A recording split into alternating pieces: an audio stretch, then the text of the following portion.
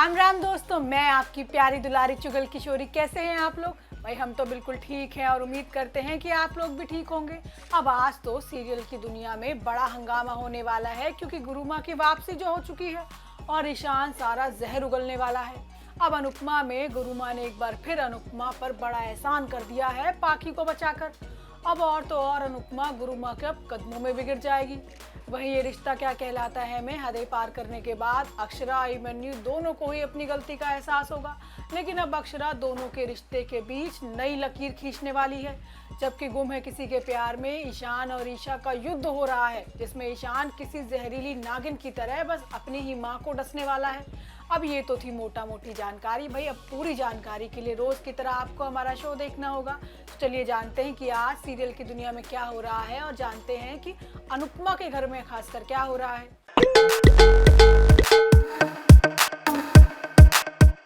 अनुपमा में अनुपमा और शाह परिवार की मुसीबत का हल निकल चुका है और पाखी भी मिल चुकी है।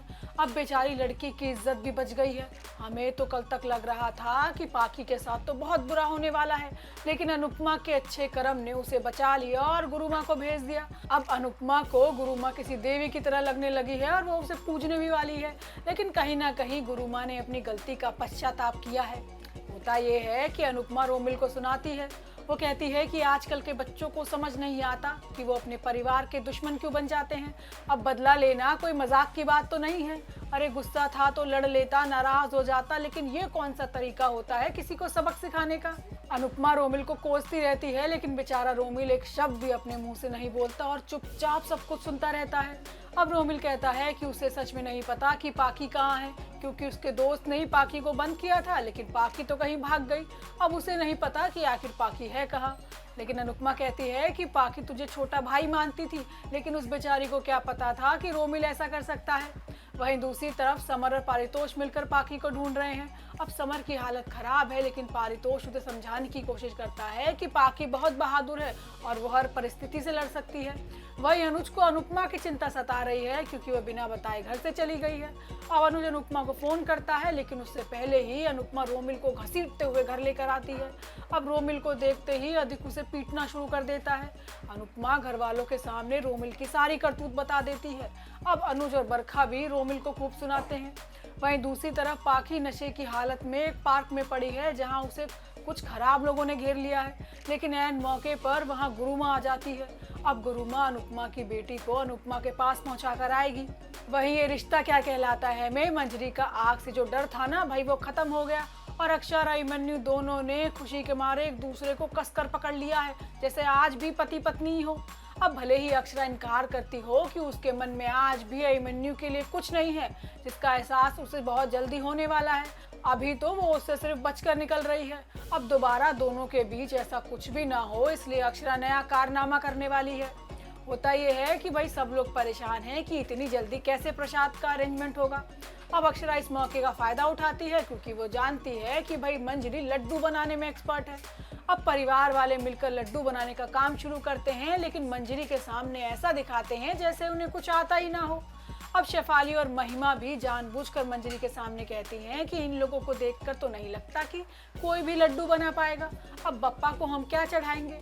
अब मंजरी मदद तो करना चाहती है बेचारी, लेकिन किचन में घुसने की हिम्मत नहीं जुटा पाती। अब सब लोग मिलकर लड्डू बनाने में गड़बड़ करते हैं। अब रूही और अभीर के कहने पर मंजरी बेचारी किचन में आ जाती है। अब अक्षरा भी मंजरी को जानबूझकर गैस के पास लेकर आती है, उसे गैस ऑन करने के लिए कहती है।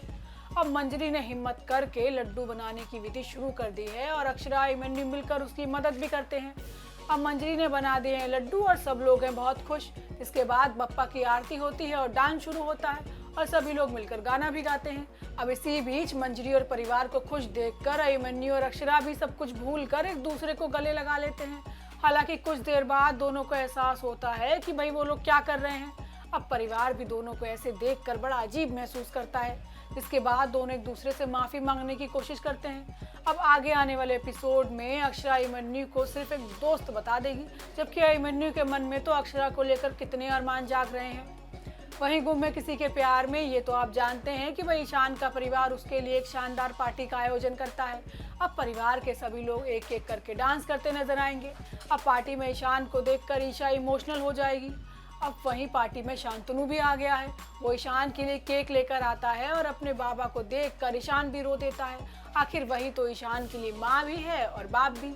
वहीं दूसरी तरफ सभी ईशा को बहाने से ईशान के जन्मदिन पर ले जाएगी, जहां इतने सालों बाद अपने बेटे को देखकर ईशा बहुत खुश होगी, लेकिन पार्टी में जाने से इनकार कर देगी, क्योंकि वो कहीं ना कहीं जानती है कि अगर वो जाएगी तो हंगामा होना तय है। अब इसी बीच शांतनु पार्टी में ईशा को देख लेगा। अब जैसे ही शांतनु और ईशा बात करेंगे, वैसे ईशान अपनी माँ को देख लेगा। अब ईशा को देखते ईशान का खून खौल जाएगा। पार्टी में ईशान ईशा के लायक केक को फेंक देगा। इतना ही नहीं, मेहमानों के सामने वो अपनी ही माँ को खूब जलील करने वाला है। अब इसी बीच ईशा घर से गायब हो जाएगी और जल्द ही ईशान को पता चलेगा कि ईशा की मौत हो गई है। ईशा के गायब होने पर सभी ईशान को ईशा का कातिल बताएगी। वहीं अंकुर और सभी की नजदीकियां ईशान के लिए मुसीबत का सबब बनने वाली है। अब जन्मदिन के बाद ईशान की जिंदगी हमेशा के लिए बदल जाएगी और जल्द ही सभी और ईशान की शादी का ट्रैक भी दिखाया जाएगा। तो दोस्तों, ये तो थी आज के तीनों सीरियल की पूरी जानकारी। आपको हमारा शो कैसा लगा हमें लाइक कमेंट करके जरूर बताइएगा, और अगर आपने हमारे चैनल को सब्सक्राइब नहीं किया है ना, तो वो भी कर लीजिएगा। आपसे फिर मुलाकात होगी किसी नई वीडियो के साथ। राम राम।